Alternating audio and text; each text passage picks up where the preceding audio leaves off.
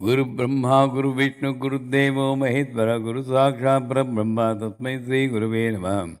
ऐं ह्रीं श्रीं ऐं क्लीं सौं हंस शिवसोऽहं स्क्रीं दक्षमवयोधों साक्षमवीं सहों स्वरूपनिरूपणे हेतुवेतु गुरुवे श्रीअन्नपूर्णाम्बासहितं श्री अमृतानन्दनाथ सरस्वती श्री श्रीपादुकां पूजां नमः। ऐं ह्रीं श्रीं ऐं क्लीं सौं हम दिवसोहम मधुपुरीं मतक्षमयोमुदं साक्षमवीं सौं स्वरूप निरूपणे वेद गुरुवेद अन्नपूर्णाम्बादयितं श्री अमृतानन्दनाथ सरस्वती श्रीपादुकां पूजां दर्भयामः। शुक्लां वरदं विष्णुं दशिवर्णं चतुर्भुजं प्रसन्नवदनं ध्यायेत् सर्वविघ्नोपशान्तयेत्। गजाननं पद्मार्कं गजाननमहानितं अनेकदन्तं भक्तानाम् एकदन्तमुपास्महे। गणानान्त्वा गणपतिं गवामहे कविं कवीनाम् उपमत्रवत्तमं ज्येष्ठराजं ब्रह्मणां ब्रह्मणस्पदम् आनशृण्वन् ओतिभिस्तेतसादनम्। ॐ श्रीमन्महागणाधिपतये नमः। ॐ श्रीं ह्रीं क्लीं ग्लौं गं गणपतये वरवरदं सर्वजनं मे स्वाहा स्वाहा। ॐ श्रीं ह्रीं क्लीं ग्लौं गं गणपतये वरवरदं सर्वजनं मे स्वाहा स्वाहा। ॐ श्रीं ह्रीं क्लीं ग्लौं गं गणपतये वरवरदं सर्वजनं मे स्वाहा स्वाहा। ॐ श्रीं ह्रीं क्लीं ग्लौं गं गणपतये वरवरदं सर्वजनं मे स्वाहा स्वाहा।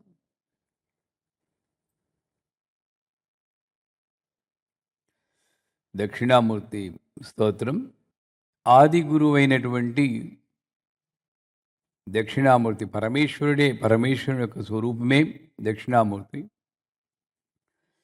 ఆ పరబ్రహ్మను గురించి మౌనంగా తన శిష్యులకి, ఋషులకి, చుట్టూరా కూర్చున్నటువంటి యోగులకి, ఆ యోగుల్లో ఒక లక్షణాన్ని చెప్తారు. తెలుసుకోవాలనే తపన,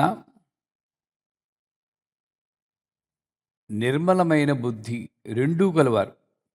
ఒక గురువు దగ్గరికి వచ్చినప్పుడు ఈ రెండు ఉండాలట. అంటే ఆల్రెడీ ఎక్కడో విని బుర్రలో ఉంచుకుని దాన్ని దీంతో పోలుస్తూ జ్ఞానం తీసుకోవాలంటే ఒక పట్టాన్ని అర్థం అవదు. మామూలు విషయాలు అర్థమవుతామో, పరబ్రహ్మ స్వరూపాన్ని తెలుసుకోవాలి అంటే నిర్మలంగా ఉన్నటువంటి మనస్సుతో, తెలుసుకోవాలనే తపనతో ఉన్నటువంటి ఆ యోగులను చుట్టూ ఉన్నటువంటి ఆ దక్షిణామూర్తి, ఇందాక పోయిన వారం చెప్పుకున్నాం, ఒక పేరు లేదు, ఒక రూపు లేదు, ఒక క్రియ లేదు.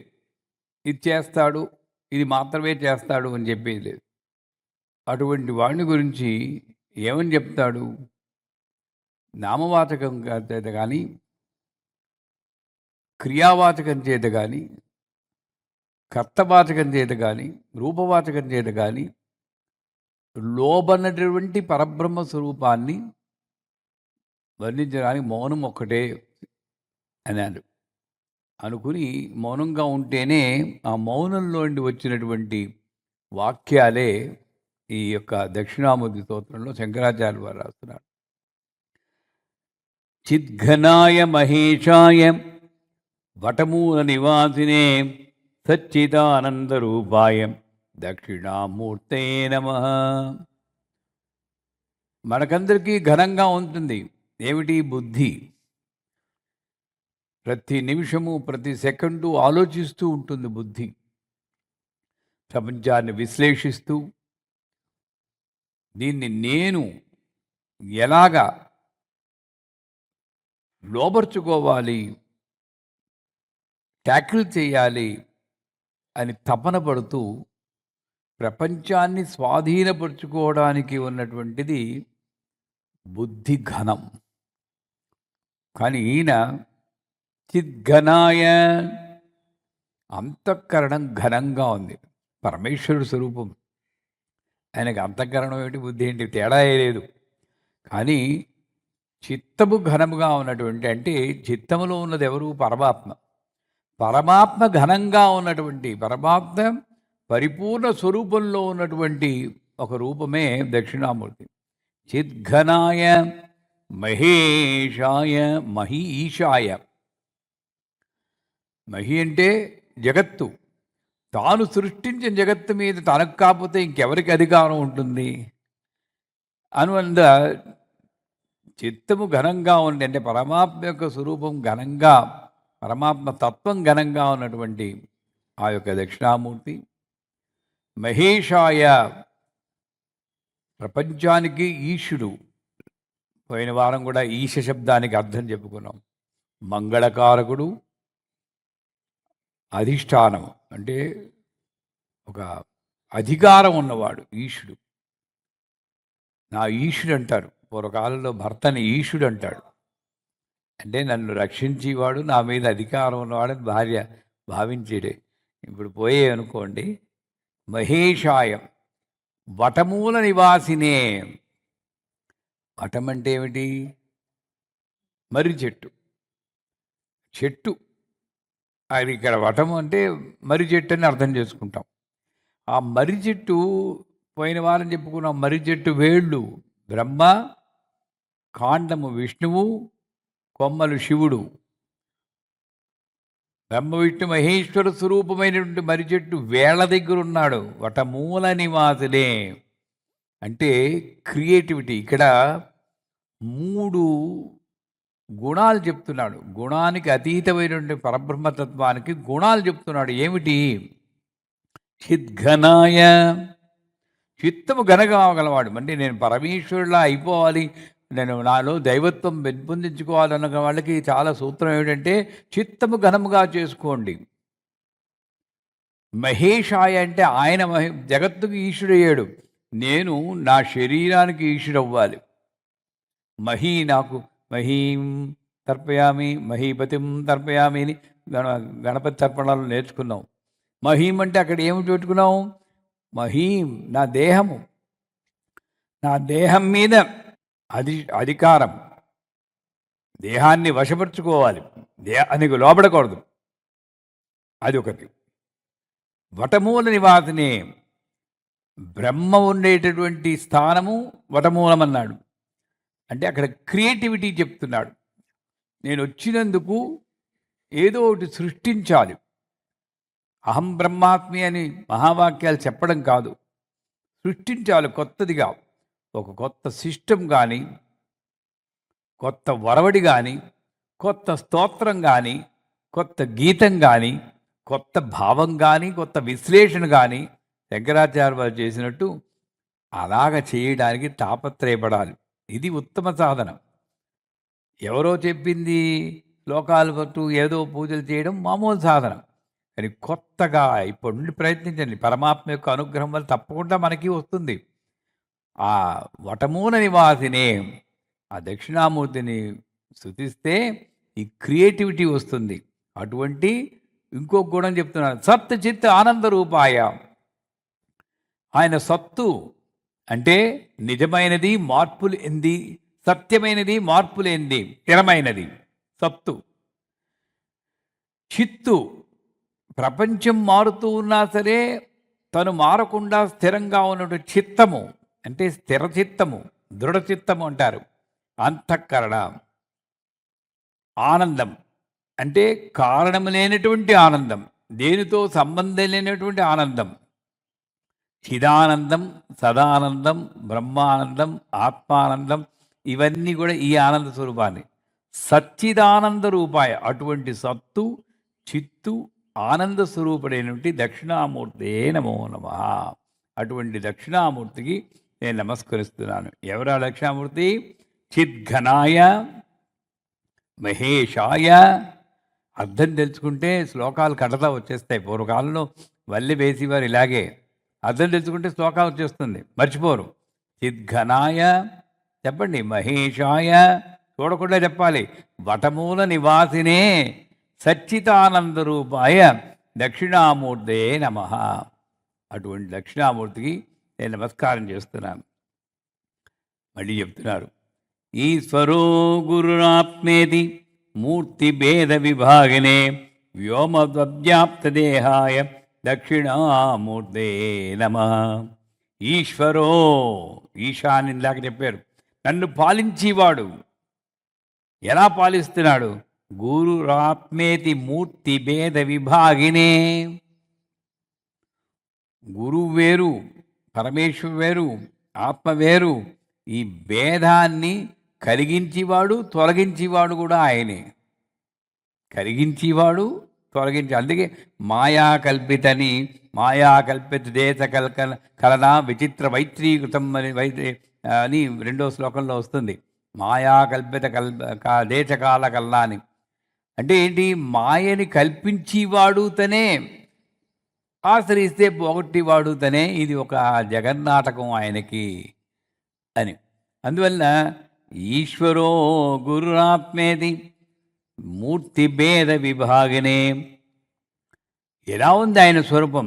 వ్యోమ వ్యాప్త దేహాయ. ఇదే అని చెప్తే అది సత్యం కాదు. ఎప్పుడు కూడా అమ్మవారు ఇదే అన్నామంటే సత్యం కాదు. శ్రీవిద్య ఇదే అంటే సత్యం కాదు. ఒకానొక అనే పద్దం, ఒకానొక అంటే ఏదైనా అవ్వచ్చు. వ్యోమ విద్యాప్త దేహాయ అంటే ఆకాశమే హద్దుగా వ్యాపించినటువంటి ఒక దేహం, అంటే అనంతమైనటువంటి ఒక శక్తి. ఆ శక్తి దక్షిణామూర్తి. ఆయన ఏం చేస్తాడు? ఈశ్వరో, నన్ను పాలిస్తాడు. గురురాత్మేతి మూర్తి భేద విభాగినే. ఒక రకంగా చెప్పుకోవాలంటే గురువుగా ఆత్మలో ప్రకాశిస్తూ, మూర్తి భేద, ఇంతమందిని చూస్తున్నాం ఈ టీవీలో. రకరకాల మనుషులు, ఆడవాళ్ళు, మగవాళ్ళు, అలంకరించుకున్న వాళ్ళు, బనీన్తో వచ్చిన వాళ్ళు, ఉత్తరీయాలు వేసుకున్న వాళ్ళు, ఇన్ని రకరకాల కనబడుతున్నారు. ఇది భేదమా? భేదం సృష్టించినవాడు అతనే. వీటన్నిటిలో ఉన్నది ఒక ఆత్మ పదార్థం అని తెలిపివాడు అతనే. అటువంటి వ్యోమ వద్యాప్త దేహాయ, అంతటా వ్యాపించినటువంటి శక్తి నా మీద కరుణతో ఒక రూపంతో వచ్చింది. అందుకే మన సత్యనారాయణ వ్రతంలో కూడా అంటాడు, ఆది మధ్యాంతరహిత గుణాతీతుడైన రామాతీతుడని మా మీద కరుణతో ఒక రూపంలోకి వచ్చేవని ఇలా చెప్తున్నాడు. అంగుష్ఠతర్జనీ యోగముద్రా వ్యాజేన యోగినాం శృత్యర్థం బ్రహ్మజీవైక్యం దర్శన్యోగతా శివ. అంగుష్ట బొటన వేలు, తర్జనీ చూపుడు వేలు, యోగముద్ర వ్యాజేన యోగినాం. యోగులందరూ శిష్యుల్లా కూర్చున్నారట. మాట్లాడకుండానికి ముద్ర అంటారు. ముద్ర అంటే మౌనంగా వచ్చేటువంటి నాలెడ్జ్. ఇవి ముద్రలు. మౌనంగా సంభాషిస్తున్నాం, మౌనంగా ఆనందంగా సంభాషించి ముద్ర. ముద్ర అంటే ఆనందం. ఈయనేం చెప్తున్నాడు? ఇది పెట్టుకున్నాడు. ఒరే అబ్బాయి, జీవ బ్రహ్మైక్య సాధనమే నీ పరమాత్మను తెలుసుకోవడానికి కారణం అని చిన్ముద్ర అనేట ముద్రతో ఆయన చెప్పకుండా చెప్తున్నట్ట. పెద్ద వ్యాఖ్యానాలు చేయలేదు, ఒక ముద్ర పెట్టారు. అందుకే ముద్రలు ఏదో చూపించేస్తాం, కానీ ఈ ముద్రలు పెట్టినప్పుడు ఆ భావంతో మనం కానీ పెట్టగలిగితే అద్భుతమైన దశముద్రా సమారాధ్య త్రిపురా శ్రీ వశంకరి అని అమ్మవారు చెప్పారు. అదేమిటి? చివరిలో వచ్చింది. అమ్మవారిని నేను పొందాలి, అనుభవించాలి, అనుభవం పొందాలి అంటే దశముద్రలు పెట్టమంది. ఆ ముద్రల్లో భావంతో పెడితే అమ్మవారు తప్పకుండా మీరు ట్రై చేయండి, దశముద్రలు నేర్చుకోండి. పెద్ద పూజ అక్కర్లేదు. అమ్మవారి ముందు కూర్చుని ఆ ముద్రలో భావం కూడా నేను చెప్పాను ఆ వీడియోలో, అది చూస్తూ పెట్టండి. ఇలాగ అద్భుతమైన అనుభవం రాకపోతే అడగండి నన్ను. అందువల్ల అంగుష్ట తర్జని యోగముద్ర. యోగము అంటే ఒక కార్యంలో నువ్వు పరిపూర్ణంగా తాదాత్మ్యం చెంది నిన్ను నువ్వు పోగొట్టుకుంటే అది యోగం అవుతుంది. యోగ కర్మేది కౌశలం అన్నాడు. ఏ పని చేసినా సరే అక్కడ పని ఉండకూడదు, నువ్వు ఉండకూడదు, దాని మీద ఫలితం ఉండకూడదు. కార్యకారణ నిర్ముక్త అన్నారు కదా, పని ఉండకూడదు, నువ్వు ఉండకూడదు, ఫలితం ఉండకూడదు, ఏది ఉండనప్పుడు జరిగేదే యోగం. యోగాభ్యాసం అంటారు, తల కింద తపస్సు చేస్తూ ఉంటారు అటు ఇటును. అక్కడ ఏమిటి? శరీరం మీద దృష్టి ఉండకూడదు, ఊపిరి ఒక్కటే, ఊపిరి పీలుస్తూ వదులుతున్నాలే, ఊపిరి మీద ఉండకూడదు, ఎందుకోసం చేస్తున్నావో ఫలితం మీద ఉండకూడదు. ఇటువంటి సంయోగ స్థితి, సంయోగం అంటే బాగుగా కలిసిపోయి బాగుగా తాదాత్మ్యం, ఆ సంయోగ స్థితినే యోగం అంటారు. అందుకని అంగుష్ట తర్జని యోగముద్ర. ఎలా కలవాలి వీడు జీవాత్మ పరమాత్మతో? జీవ బ్రహ్మైక సాధనం అంటే సర్వస్య శరణాగతి. మనందరం పూజ చేస్తున్నాం, నాకు అది కావాలి, ఇది కావాలి, ఇది కావాలి, ఇది కావాలి, అది పోవాలి, ఇది పోవాలి, ఇది సాల్వ్ అయిపోవాలి అని చేస్తున్నాను తప్పితే ఇలా ఎప్పుడూ పూజ చేయలేదు. ఇది యోగం. నాకు నువ్వు తప్పితే శరణు ఇంకోటి లేదు. నువ్వు ఏం చేసినా పర్వాలేదు, గురువు కూడా అలాంటి శరణే పొందాలి. నువ్వు ఏం చేసినా పర్వాలేదు, నీకు శరణ పొందుతున్నాను. జీవ బ్రహ్మైక సాధనం అంటే నీ నుండి ఫలితం కూడా ఆశించటం లేదు. ఎందుకంటే ఫలితం వచ్చిందనుకోండి, నేను వేరు, నువ్వు వేరు, ఫలితం వేరు, అయిపోయాం. నేను నీలో కలవాలి అనుకుంటే నేనే లేనప్పుడు ఫలితం నాకెందుకయ్యా? నేనే లేను. అటువంటి స్థితిని పొందడం కోసమే జీవ బ్రహ్మైక సాధనం. అది అంగుష్ట తర్జని యోగముద్ర వ్యాజేన యోగినాం. ఆతృతో శిష్యులు చేస్తుంటే ఇలా అన్నట్ట. అది ఏమిటి అంటే శృత్యర్థం. వేదాలు 4 వేదాలు చదవాలంటే 64 సంవత్సరాలు పడుతుందన్నారు. అవంతా అక్కర్లేదురా. శృతి వేదము యొక్క అర్థం బ్రహ్మజీవైక్యం.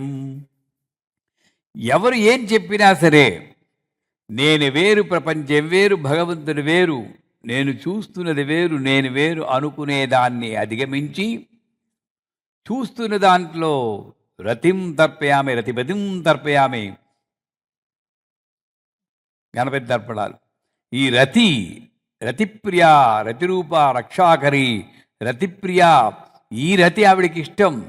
నేను చూస్తున్న దాంతో నేను సంయోగం చెందాలి. అది బ్రహ్మజీవైక్యం. ఇది అయినప్పుడు నేను చూస్తున్న ప్రపంచాన్ని నన్ను సృష్టించినటువంటి ఒక పరమాత్మ శక్తితో నేను ఆటోమేటిక్గా ఐక్యమైపోతాను. ఎందుకంటే నేను పరమాత్మనే, నేనంటే నేను కాదు అందరూ, నేను పరమాత్మనే, నేను చూస్తున్న ప్రపంచము పరమాత్మ స్వరూపమే. ఈ రెండు ఐక్యమైనప్పుడు ఇంక పరమాత్మ తప్పితే ఇంకోటేముంది? బ్రహ్మజీవైక్యం అంటే అది. అటువంటిదే వేదం చెప్తోంది, ఉపనిషత్తులు చెప్తున్నాయి, శాస్త్రాలు చెప్తున్నాయి.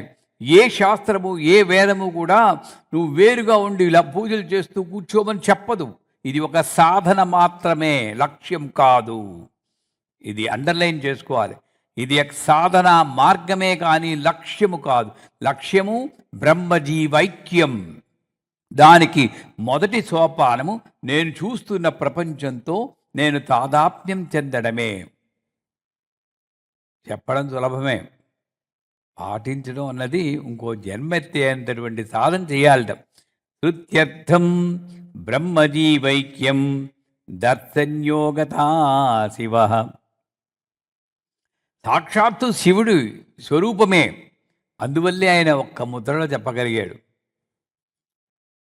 ఇది ఒక్కటేరా బాబు నీకు సాధనా మార్గం అని. ఇప్పుడు ఓం శాంతి శాంతి శాంతి ప్రిపరేషన్ చేశారు. అసలు దక్షిణామూర్తి స్తోత్రం మొదలవుతుంది.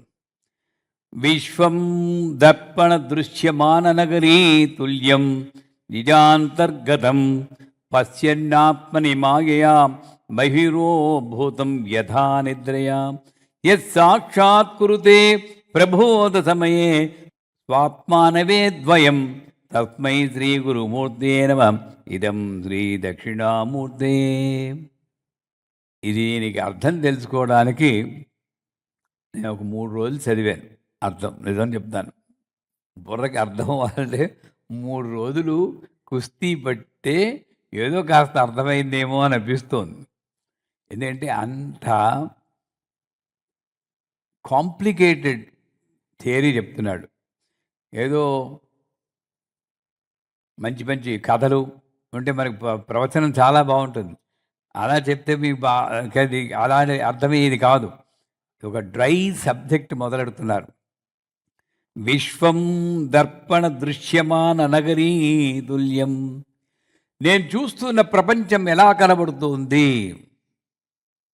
విశ్వం ప్రపంచం దర్పణ దృశ్యమాన, నేను అద్దం ముందు పెట్టుకుంటే నాకు ఎలా కనబడుతుందో, నగరీ అలాంటిది ప్రపంచం, తుల్యం సమానమైంది. కానీ ఆ చూస్తున్న ప్రపంచం ఏమిటి? ఇక్కడే వస్తుంది. ఆవిడ సృష్టించిన మాయ ఏమిటంటే,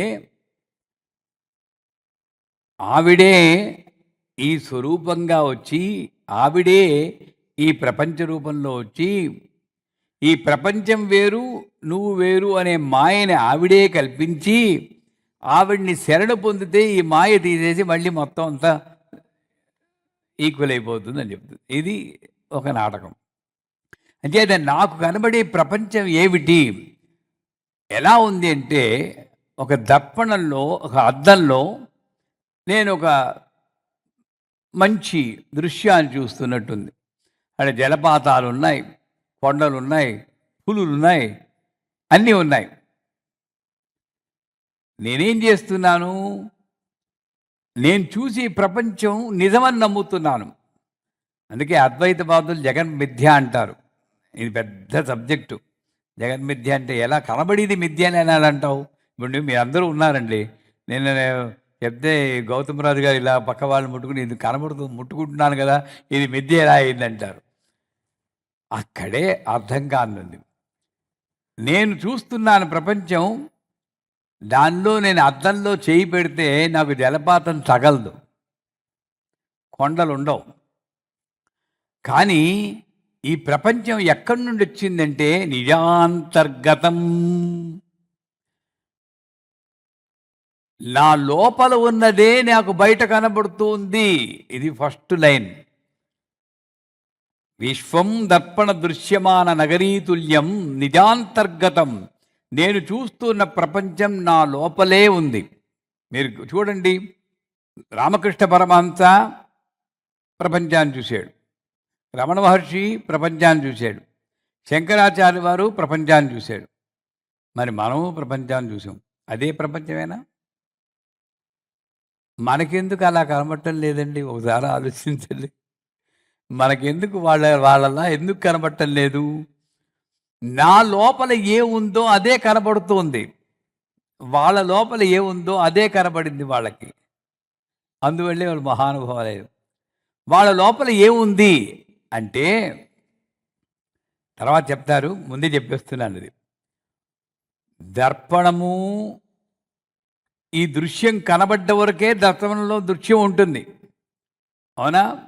ఈ దృశ్యం కనబడ్డ వరకే దర్పణంలో, అద్దంలో దృశ్యం ఉంటుంది. దృశ్యం తీసేసేయండి, అద్దం ఏముంటుంది? నిర్మలంగా ఉంటుంది. అంటే ప్రపంచం నిర్మలమే. ఇక్కడ నిజాంతర్గతం, ఆత్మయందు పరమేశ్వరుడు సృష్టించినటువంటి ప్రపంచం భాసిస్తుంది అన్న పదం చెప్తాడు. ఆయన సృష్టించిన ప్రపంచము ఇక్కడ భాషిస్తుంది. కానీ తేడా ఏమిటంటే దీని ద్వారా విశ్లేషణ చెంది భాషిస్తుంది. ఆయన సృష్టించిన ప్రపంచం ఎవరు? సర్వం కల్విదం బ్రహ్మ అని చెప్తుంది, నేనే అంతా అంటున్నాడు. అటువంటి తానే తన స్వరూపమైనటువంటి ప్రపంచము ఆత్మయందు భాషిస్తున్నప్పుడు బుద్ధి యొక్క వికారం వల్ల, అజ్ఞానం వల్ల, నిద్ర వల్ల, తామసిక శక్తి వల్ల పరిణామం చెంది ఒక వేరే ప్రపంచంలా నాకు కనబడుతుంది. కానీ ఆ వేరే ప్రపంచం కూడా నాలో ఉన్నదే అని నేను మర్చిపోతున్నాను. నాలో ఉన్నదే నాకు కనబడుతోంది.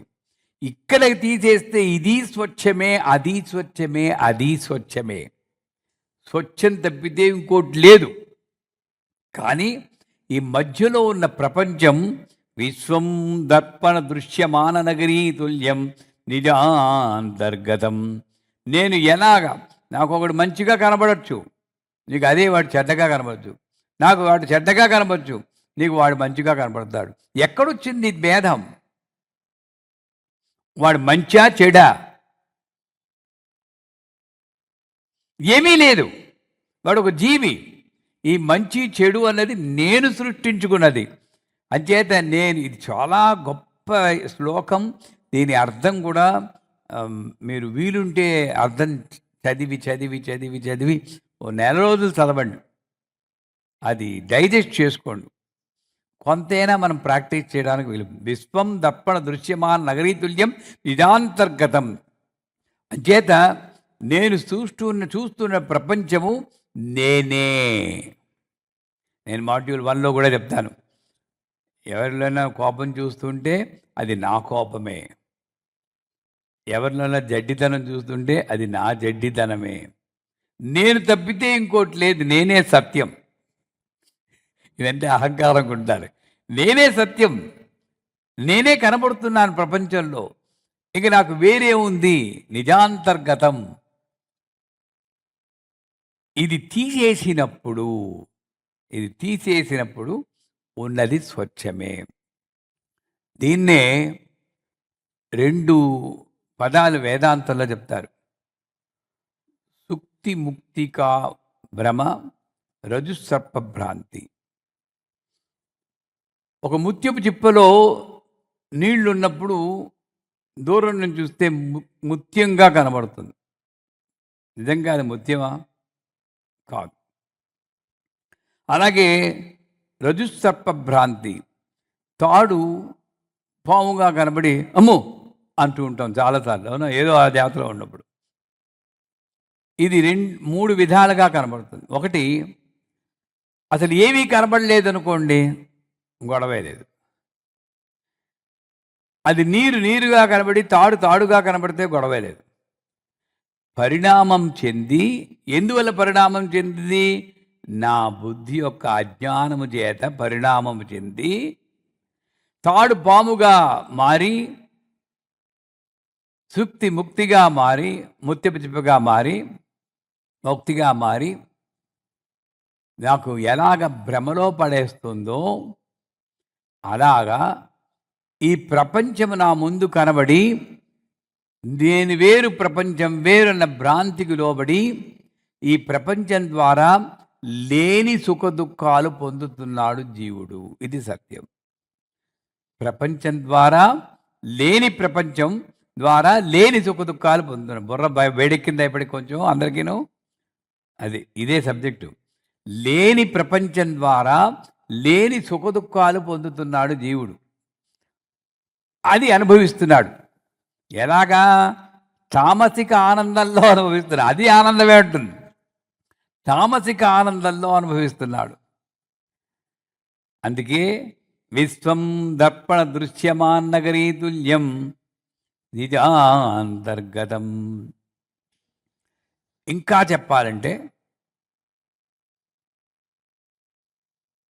సినిమాకి వెళ్ళారు.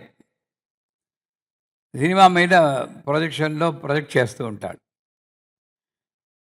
మన పర్టికులర్గా ఆడవాళ్ళు, మాకు చిన్నప్పుడు మా పిన్ని గారు వచ్చి మా అక్కయ్య గారితో చెప్పేవారు, నేను అదే చచ్చిపోయేట్టే అని ఇలా ఏడుస్తుంటే, చచ్చిపోయాడా అని ఈవిడే ఏడుస్తుంటే మా నాన్నగారు ఎవరు పోయారన్నారు.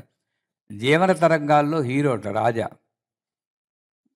చంపేస్తాను ఇంకోసారి సీరియల్ పేరు పెట్టారంటే. అంటే ఏమిటి? దాంట్లో లీనమైపోయి అదేదో నిజమైనట్టు భ్రమించి వీళ్ళు ఏడు చేస్తున్నారు. అలాగే సినిమాకి వెళ్ళేటప్పుడు ముక్కులు ఇలా చేదేస్తూ ఏడ్చేవాళ్ళు 3 మంది ఉన్నారు అక్కడ నిజమైనట్టు. ఈ సినిమా స్క్రీన్ మీద పడేదే ప్రపంచము, అది నిజమని భ్రమించేదే జీవుడు. సినిమా నుండి బయటకు వచ్చేసాక ఏమీ ఉండదు. కొంతమంది అది కూడా తలుచుకుని ఏడ్చేవాడు ఇంకా ఉన్నారనుకోండి, అది వేరే విషయం. అలాగే నిద్రలో కూడా రజుసర్పభ్రాంతి ఒకటి. నిద్రలో ఉన్నారు, ఆ నిద్రలో కళలు వస్తాయి. ఈ కళలో ఏమిటి? నేను రాజునైపోయినట్టు, లేదా డబ్బున్నవాడైపోయినట్టు, కోట్ల కోట్ల డబ్బులొచ్చి అలా అలా అలా అలా పనిచేస్తున్నట్టు, పెద్ద పెద్ద కార్‌లొచ్చేసినట్టు ఇలా కలలు కంటాం. ఎందుకొస్తుందో తెలుసా? వీడికి డబ్బు లేదన్న చింత ఎక్కడో ఉంది మనసులో. ఆ చింత ఆత్మలో ఉండబట్టి, ఆ డబ్బు ఉండేటటువంటి ఒక భ్రమ కలిగించి దాన్ని అనుభవిస్తున్నాడు. ఇది ఎక్కడి నుండొచ్చింది? వీడిలో ఉందా ఈ రాజు? ఈ కారు ఇక్కడ వీడిలో ఉందా? ఎక్కడి నుండొచ్చింది? నిరాంతర్గతం అంటే దానికన్నా అతీతమైన స్థితిలో నుండి వచ్చినటువంటి నిద్రావస్థలో ఉన్నది. అలాగే బాగా అందంగా లేని వాళ్ళు పెద్ద అతిలోక సుందరైపోయినట్టు కల వస్తుంది. ఇటువంటివన్నీ కూడా నేను పొందలేనటువంటిది. జాగ్రత్తగా వినండి. కళల్లో వచ్చి నేను పొందలేనిది, నాకు అయిపోతుందేమో అని భయం, నన్ను ఎవరో చంపేసినట్టు వస్తుంది. నా ఇంట్లో ఆస్తి అంతా పట్టుకుపోయి దొంగలంతా వెళ్ళిపోతుంటే ఒకసారి అరుస్తాం, దొంగ దొంగ అని. కానీ గొంతులేంటి మాట రానట్టు ఫీలింగ్ వస్తుంది. భయంకరమైన కలది. ఇవన్నీ ఎందుకు వస్తున్నాయి? నిజాంతర్గతం. ఎక్కడి నుండి నిజంగా జరిగిందా? జరగలేదు. అటువంటిదే ప్రపంచము అంటుంది. ఇప్పుడు చూసేటువంటి ప్రపంచం అంతా కూడా నిద్రలో వచ్చినటువంటి కళ లాంటిది, లేదా తాడుని పామనుకునేటువంటి భ్రమ లాంటిది, అంతేగాని నిజం కాదు అని చెప్పి పశ్యన్నాత్మని మాయయా బహిరోభూతం యథా నిద్రయా. ఇలాగ చెప్పేనే, నిద్రలో ఎలాగైతే కలలు కంటానో పశ్యన్నాత్మని మాయయా, నా ఆత్మ పదార్థాన్నే, నా ఆత్మలో ఉన్నటువంటి ఈ యొక్క ప్రపంచాన్నే. ఇక్కడున్నది ఎవడు? ఆత్మలో ఉన్నదెవడు? పరమాత్మ, పరమేశ్వరుడు. ఆ పరమేశ్వరులో ఉన్నదెవడు? ప్రపంచం. జాగ్రత్తగా వినండి. జీవాత్మలో పరమాత్మ, పరమాత్మలో విశ్వం. ఇటువంటి విశ్వం ఇలాగే ఉందనుకోండి, ఓ రమణ మహర్షి అయిపోతారు మీరు. స్వచ్ఛంగా ఉంటుంది. కానీ ఈ బుద్ధి ఉపయోగించి దాన్ని విశ్లేషణ చేయడం వల్ల ఒక ప్రపంచం ఏర్పడిపోయింది. ఈ ప్రపంచంలో సుఖదుఖాలు, రాగద్వేషాలు, ఈర్ష్యాసూయలు అన్నీ ఉన్నాయి, మంచి చెడులు ఉన్నాయి. తాను సృష్టించిన ప్రపంచం నుండి తానే పొందుతున్నాడు సుఖదుఖాలు జీవుడు. ఈ పరమాత్మ వెనక నుంచి చూస్తున్నాడు. పరమాత్మ ఏమీ తేడా చెందలేదు. పరమాత్మ స్వరూపం పరమాత్మే, ఆయనలోని విశ్వం ఆయన విశ్వమే. ఈ రెండూ స్వచ్ఛమైనవే. కానీ నేను ప్రొజెక్ట్ చేసినటువంటి ప్రపంచం మాత్రం మాయాకల్పిత. తర్వాత వస్తుంది మాయాకల్పిత దేశగలం. పశ్యన్నాత్మని మాయా బహిరోభూతం యథా నిద్రయా. నేను నిద్రలో ఎలాగైతే కలగంటానో అలాగా నాలో ఉన్నటువంటి ప్రపంచం బయటకు వచ్చి నాకు కనబడుతుంది. ఇది నేను గ్రహించాలి. నేను వేరు, ప్రపంచం వేరు అన్నటువంటి ద్వైత భావం నుండి నేను బయటపడాలి. ఎప్పుడు బయటపడతారు? ఈ నిద్రలో ఉన్న వాడిని లేపడానికి సాక్షాత్ కురుదే. ఈ ప్రపంచం ఇదే, నాకన్నా వేరు కాదు. నాలో ఉన్న పరమాత్మ, నాలో ఉన్న పరమాత్మలో ఉన్నటువంటి విశ్వము, నేను సర్వము ఒకటే. సాక్షాత్కృతే అన్నటువంటి నిజం నాకు ఎప్పుడు తెలుస్తుందంటే ప్రబోధ సమయే. ప్రసిద్ధమైన బోధ కావాలి నాకు. ఎవడిస్తాడు? గురువు ఒక్కడే ఇస్తాడు. ఆ గురువు వస్తాడు. ఆ గురువు సర్వజ్ఞుడై ఉండాలి. ఇందాక చెప్పాడు, నిర్మలాయ ప్రశాంతాయ శుద్ధ జ్ఞానైకమూర్తే. శుద్ధ జ్ఞానం ఉండాలి. ఫలానా తెలుసు, ఫలానా తెలీదు అన్నది కాదు. ఫలానా ఇదేరా భగవంతుడు అని చెప్పేవాడు కాదు. సర్వము భగవంతుడే, సర్వం కల్పితం బ్రహ్మ అన్నటువంటి స్థితిని నీకు అనుభవంలోకి స్వరూప నిరూపణ హేతవే అటువంటి గురువు రావాలి. ప్రబోధ సమయే స్వాత్మానవే ద్వయం, స్వాత్మానవే ద్వయం అద్వయం. నాకు ఆత్మ పదార్థానికి, నాకు అంటే నేను అనబడే అహంకారానికి, ఆత్మ పదార్థానికి తేడా లేదు. 3 ఉన్నాయి ఇక్కడ. 3 లేవు. బట్ అండర్స్టాండ్ చేసుకోవడం 3 ఉన్నాయి. 3 ఉన్నాయని చెప్తే 3 ఉన్నాయి కాదు, 3 లేవు. కానీ 3గా కనబడుతుంది. ఏమిటి? నేను, ఆత్మ, పరమాత్మ. ఈ మూడిట్లో ప్రపంచం ఉంది. నా పరమాత్మలో ప్రపంచం ఉంది, ఆత్మలో పరమాత్మ ఉన్నాడు, నాలో ప్రపంచం ఉంది. కానీ ఈ ప్రపంచానికి తేడా ఉంది. ఎందుకంటే బుద్ధి అనేది మధ్యలోకి వచ్చింది. ఆ బుద్ధిని పోగొట్టేవాడే గురువు. ప్రబోధ సమయే సాక్షాత్ కురుతే ప్రబోధ సమయే స్వాత్మానమే వాద్వయం. ఆ గురువు వచ్చి, రే అబ్బాయి, గురువు ఏం చెప్తాడంటే అద్వైతాన్ని చెప్పేవాడే గురువు. వీడు పూజిస్తే ఇది వస్తుంది, ఏదో చెప్తూ ఉంటాం యూట్యూబ్ వీడియోలోను. ఇప్పుడు హోంవర్క్ చేయకపోతే చాక్లెట్ ఇస్తే కానీ, హోంవర్క్ చేయకపోతే పిల్లలు ఏం చేస్తారు? తప్పదు. వాళ్ళ కోసం ఏదో చెప్తూ ఉంటాం. కానీ నిజం ఏమిటంటే ఏం చేసినా ఏం రాదు. ఎందుకంటే ఏం రావాల్సిన అవసరం మనకి లేదు కాబట్టి అన్నీ నీ దగ్గరే ఉన్నాయి.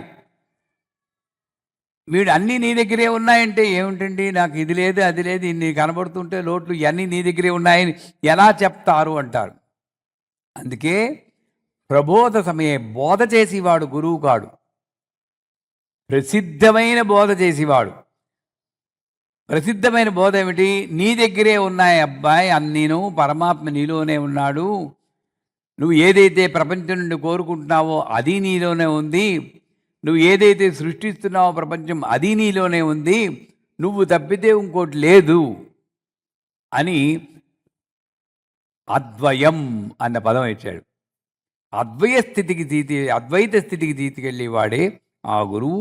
తస్మై శ్రీ గురుమూర్తే ఇదం శ్రీ దక్షిణామూర్తే నమః. అటువంటి గురువుకి నమస్కారం పెడుతున్నాను అని చెప్పి మొదటి శ్లోకం అవుతుంది. రెండో శ్లోకం కూడా చెప్పి ముగిస్తాను. అయిపోయింది. ఇప్పుడు మాయ గురించి చెప్పాడు. మాయ అంటే ఏమిటి?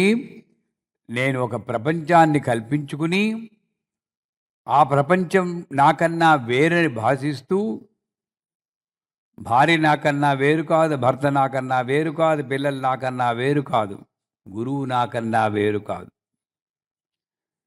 ఈ భావన డెవలప్ చేసుకోవడానికి ట్రై చేద్దాం. వేరని భాషిస్తూ దానివల్ల సుఖదుఖాలు పొందేటటువంటి జీవుడికి గురువు అంటే గురువుని జ్ఞాన్ కహాసే పాము అని ఒక పాట ఉంది. ప్రతి ఒక్కళ్ళకి గురువు ఉండాల్సిందే. ఆ గురువు లేకపోతే జ్ఞానము రాదు అని చెప్తుంది శాస్త్రం. అందుకే గురు మంత్రం అన్నది ప్రతి ఒక్కళ్ళకి ఉండాలి. ఆ గురు మంత్రం చెప్పుకుంటే, గురు మంత్రం ఒక హాట్ లైన్ లాంటిది. డైరెక్ట్గా గురువు కనెక్ట్ అవుతారు. ఇలా పెట్టాను ఎందుకు? ఒకటి శివుడు, ఒకటి శక్తి, రెండింటిని చూసి ఇలా పెట్టాం. అది కూడా పెట్టుకోవచ్చు. సో ఆ గురువు వస్తేనే నీకు ఈ అజ్ఞానం తొలగిపోతుందని చెప్పాడు ఫస్ట్ది. తర్వాత చెప్తున్నాడు, అజ్ఞానం తొలగాక నువ్వు అనుభవించేటువంటి, అనుభవంలోకి తెచ్చుకునే పరమాత్మ స్వరూపం ఎలా ఉంది, స్వరూపమే లేని పరమాత్మ తత్వం ఎలా ఉంది చెప్తున్నాడు. బీజస్యాంతరివాంకురో జగదితం ప్రాన్విర్నికల్పం పునః మాయా కల్పితదేశకాలకరణ వైచిత్రచిత్రీకృతం మాయావీవ విజృంభయత్యపి మహాయోగి వయస్సేచ్ఛయా తస్మై శ్రీ గురుమూర్తే నమః ఇదం శ్రీ దక్షిణామూర్తే. అద్భుతమైన శ్లోకం. బీజస్యాంతరివాంకురో జగదితం. ఒక విత్తనం ఉంది. ఆ విత్తనం చూడడానికి చిన్న విత్తనం లాగే ఉంటుంది. మర్రి విత్తనం పర్టికులర్గా చెప్పాలంటే ఆవగింజంత ఉంటుంది. అనోరణీయాన్ మహతో మహీయాన్. ఆవగింజల్ని మర్రి విత్తనం నాడితే ఓహో శాఖలా మర్రి చెట్టు ఎలా వచ్చిందో అంత శక్తి గలవాడు భగవంతుడు. పోనీ ఈ విత్తనం వేరు, మర్రి చెట్టు వేరు అంటే మర్రి చెట్టు విత్తనం నుండే వచ్చింది. మరి ఇంత శాఖోపశాఖలుగా ఉన్నటువంటి కాడలు, ఓడలు, తర్వాత ఆకులు, ఫలాలు ఎక్కడున్నాయి? మర్రి చెట్లు విత్తనంలో ఉంది. అవి వేరువేరుగా ఉన్నాయా? లేదు. ఒకే గింజలో నీవు కట్ చేస్తే ఒక ముద్దలా ఉంటుందేమో, కింద ఏకరసం అంటారు, అంతే. దాంట్లో ఇండి ఎలాగైతే మర్రి చెట్టు వచ్చిందో అలాగ వచ్చింది ఈ ప్రపంచం. కానీ 2 విషయాలు గమనించాలి. మర్రి చెట్టు విత్తనం నుండి మర్రి చెట్టు వచ్చింది, కానీ ఈ విత్తనం కన్నా మర్రి చెట్టు వేరు కాదు. కానీ మర్రి చెట్టుకు మళ్ళీ విత్తనాలు వచ్చాయి. విత్తనం నుండి విత్తనం పుట్టించగలిగిన వాడే భగవంతుడు. అంటే ఏమిటి? తాను సృష్టించిన ప్రపంచంలో తనే ఉన్నాడు, మళ్ళీ తనే ఉండి మళ్ళీ సృష్టి చేస్తున్నాడు. అందువల్లే మనకి పిల్లలు పుట్టినా కూడా మన పిల్లలు కాదు, భగవంతుడు పుట్టించిన పిల్లలు అనుకోవాలి. నేను భగవద్ రూపంలో నా పిల్లల్ని కన్నాను, నేను కనలేదంటుంది అది వేదాంతం.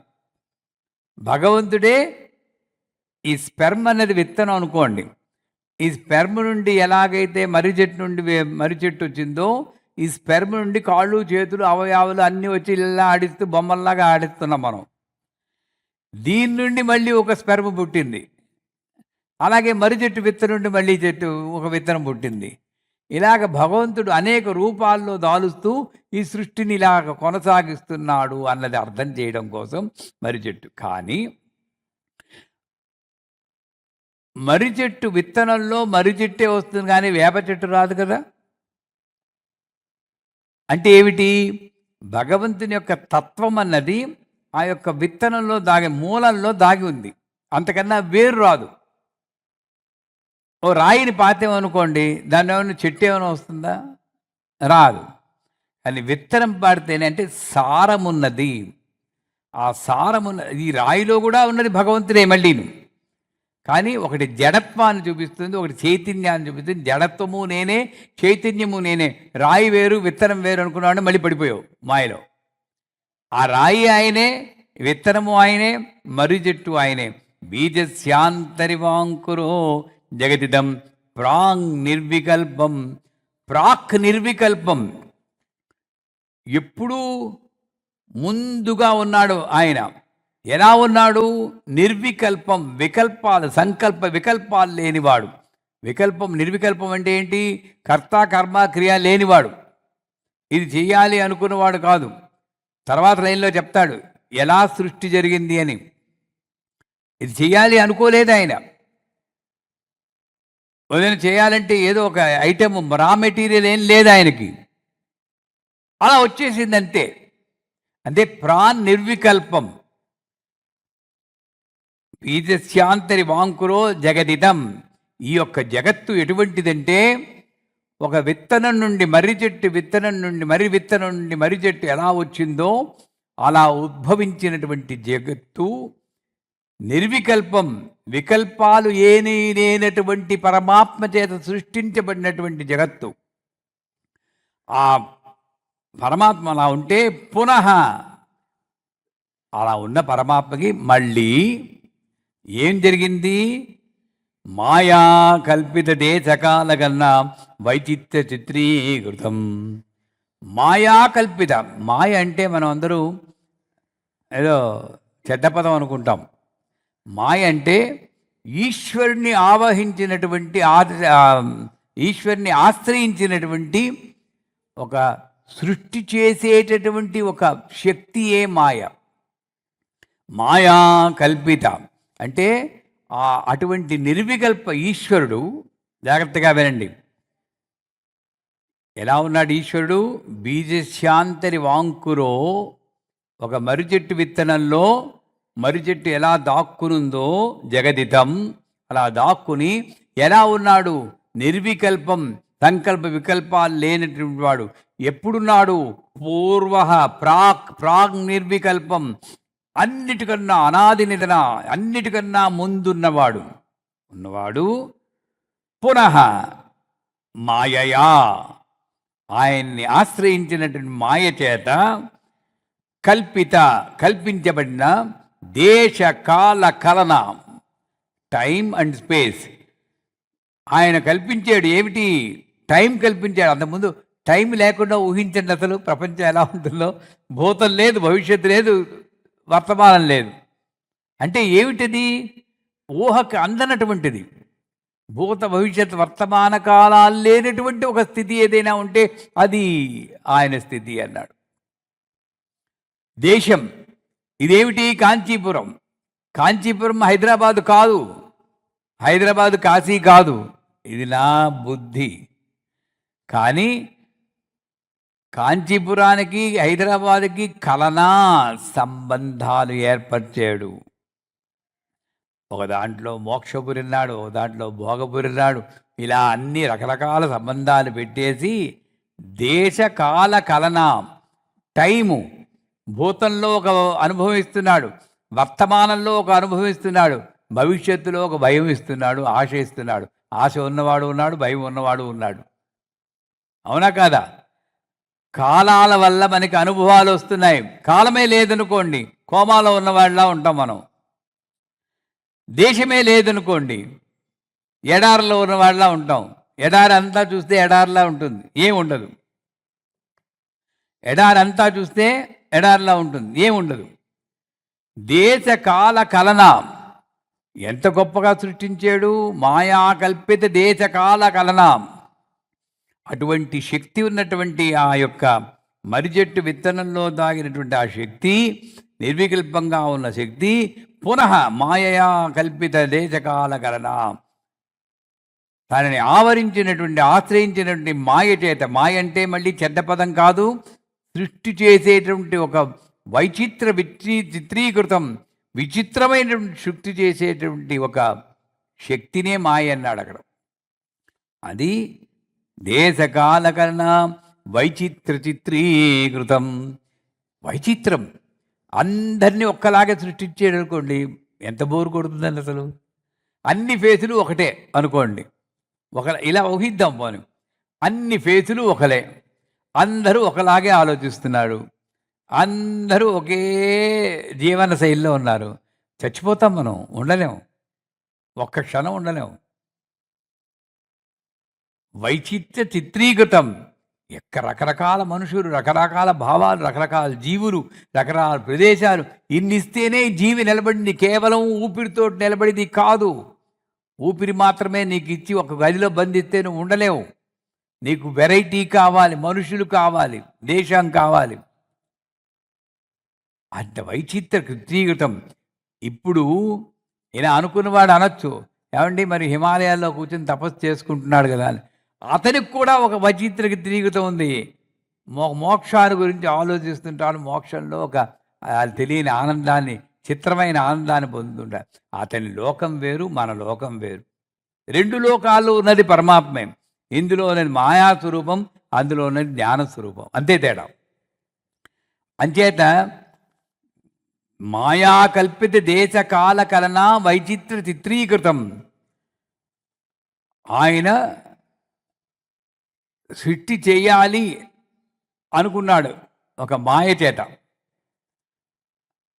వెంటనే దేశం వచ్చింది, కాలం వచ్చింది, టైము స్పేస్. అందుకే time moves in the space. గురువు గారు చెప్పేవారు, టైమ్ ఈజ్ ఎవరు? శివ. కాల అంటే శివుడు కదా, space is Shakti. When the time moves in the space the creation is made అన్నారు. బ్రహ్మాండంగా చెప్పుకున్నాడు ఆయన. ఎప్పుడు మనం విపరీతార్థాలు తీసుకుంటే విపరీతార్థాలు తెచ్చుకోవచ్చు, అది కూడా కరెక్టే. When the time moves in the space the creation is made. ఎప్పుడు అదే. ఇప్పుడు కూడా చూడండి, మనకి వర్తమానంలోనే ఉండిపోతే అది ధ్యానం అవుతుంది. వర్తమానంలో ఉండిపోవడమే ధ్యానం. భూతానికి వెళ్ళినా, భవిష్యత్తు వెళ్ళినా అది మామూలు జీవితం, మాయతో కూడిన జీవితం. వర్తమానంలో ఉంటేనే అది ధ్యానం అవుతుంది. అక్కడ ధ్యానంలో ఉన్నవాడికి కాలము ఉండదు, దేశం కూడా ఉండదు. అక్కడ ఎక్కడ ఉన్నా సరే ఆ ప్రదేశంతో సంబంధం లేకుండా ఉన్నటువంటి స్థితిలో ఉన్నవాడు అతను ధ్యానంలో ఉంటాడు. కానీ దానిలో పడకుండా ఈయన ఏం చేశాడు? వైచిత్ర చిత్రీకృతం, రకరకాల మనుషులు, రకరకాల రకరకాల భావాలు, రకరకాల ప్రదేశాలు సృష్టించి వాటి మధ్యన సంబంధం సృష్టించాడు. ఇదంతా ఎలా చేశాడు? మాయావీవ విజృంభయతి మహాయోగి వయస్వేచ్ఛయా. మాయావీవ, గొప్ప పదం. ఎలా సృష్టించాడు? ఒక మెజీషియన్ మ్యాజిక్ని సృష్టించినట్టు రాజుగారి దగ్గరికి వచ్చాడు ఒక మెజీషియన్. శ్రీ రాజా, నేను మ్యాజిక్ చూపిస్తాను చూడండి అన్నట్ట. అందరూ చూస్తున్నట్ట. తక్కువని అదృశ్యమైపోయాడు. ఆకాశానికి నిచ్చెలు వచ్చాయి. నిచ్చెల మీద వాడెక్కుతున్నాడు, రాజుగారు కూడా ఎక్కేస్తున్నాడు. రాజుగారు అక్కడే ఉన్నాడు, రాజుగారు కూడా ఎక్కేస్తున్నారు, జనాలందరూ ఎక్కేస్తున్నారు, పైకి వెళ్ళిపోయారు. ఆడ ఉద్యానవనాలు ఉన్నాయి, మణిద్వీపాలు ఉన్నాయి. ఓహో, దేవతలు, గంధర్వులు, అప్సరసులు, నాట్యాలు అవన్నీ ఆనందం చేస్తున్నాడు. తక్కువని తీసాడు. మళ్ళీ ఇంద్రజాలికుడికిడే ఉన్నాడు. ఎలాగైతే ఐంద్రజాలికుడు ఇంద్రజాలాన్ని సృష్టించాడో అలాగా ఈ యొక్క పరమాత్మ శక్తి ఒక్క త్రుటిలో ఈ యొక్క ప్రపంచాన్ని సృష్టించాడు. కానీ ఇక్కడ ఇంకో పదం ఉంది. ఒక కుమ్మరివాడు కొండ చేయాలన్నా, సాలెవాడు బట్టలు నేయాలన్నా మూల పదార్థం ఉండాలి. మట్టి ఉండాలి. మట్టి ఉంటే వాడు మూకుడు చేయొచ్చు, గ్లాసులు చేయొచ్చు, కొండలు చేయొచ్చు. వీడికి దారం ఉండాలి బట్టలు నేయడానికి. ఏ మూల పదార్థము లేకుండా, అక్కడ ముఖ్యం. భగవంతుడి సృష్టిలో ఏమిటంటే మూల పదార్థం లేకుండా చేసేటండి సృష్టి. ఏ మూల పదార్థము లేదు, కేవలము యస్వేచ్ఛయా అన్నాడు ఎక్కడో. యస్వేచ్ఛయా మహాయోగీవా. ఒక మహాయోగిలాగా తలుచుకున్నంత మాత్రాన్ని చేసాడు. అది ఎలా సాధ్యమండి? ఒక్కొక్కప్పుడు మనకి అనుభవంలోకి వస్తుంది. జాగ్రత్తగా గమనించండి. ఆయన తలుచుకున్నంత మాత్రాన్ని విశ్వాన్ని సృష్టించాడు. మనం అంత గొప్పవాళ్ళం కాకపోవచ్చు, ఏమో అవుతామేమో, కానీ చిన్న చిన్న విషయాలు మనం గమనించడం లేదు. ఒకప్పుడు మన జీవితంలో కూడా ఏదో చిన్న విషయం అనుకుంటాం, అనుకోగానే అది ముందు వచ్చేస్తుంది. అవునా? అనుభవం కలిగిందా మీకు? జస్ట్ అనుకోగానే మరి అదే ఇది. అది పెద్దదైందనుకోండి పరమాత్మ స్వరూపం, చిన్నదైనది ఆత్మస్వరూపం. మనకే జరిగింది, కానీ నేను గమనించటం లేదు నాలో ఉన్న శక్తిని. నేనేం చేయాలి?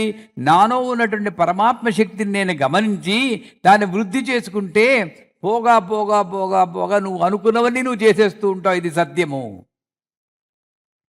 నేను దాన్ని గమనించకుండా నేనేం చేయలేకపోతున్నానో మాయా కల్పిత దేశకాల కలనా. ఆయన సృష్టించిన మాయ చేత ఏం చెయ్యలేకపోతున్నానో ఆలోచిస్తున్నాను.